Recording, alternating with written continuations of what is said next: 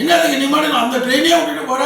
ஒன்றும் பஸ்ஸில் கூட 4 மணி நேரம், ட்ரெயின் 2.5 மணி நேரத்தில் போகுது, 3 மணி நேரத்தில் போகுது.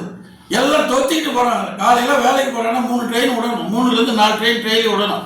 இன்றைக்கி பொழப்பு தேடி போகிற விவசாய மக்கள்லாம் நொந்து நூலாகி கீழே விழுந்து செத்துக்கிட்டே இருக்கலாம். எத்தனை சாவுன்னு இந்த கவர்மெண்ட்கிட்ட கேட்பது. ஏன் இங்கே இருக்கிற ஆஃபீஸருக்கும் அறிவு கிடையாது. இங்கே இருக்கிற திருச்சி கோட்டம், இந்த கோட்டம், அந்த கோட்டைன்னு பணம் பார்க்கறது மட்டும் தான் செய்யறான் அதிகாரி.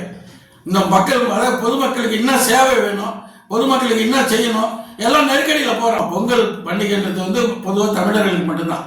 அப்போ அந்த வெளியில் உள்ள ட்ரெயின் அங்கெல்லாம் சும்மா தான் ஓடி கிடையாது. அல்லது வெளியே கூட்டு எங்கேயாவது யாரையும் எங்களை எடுத்துகிட்டு வர சொல்ல.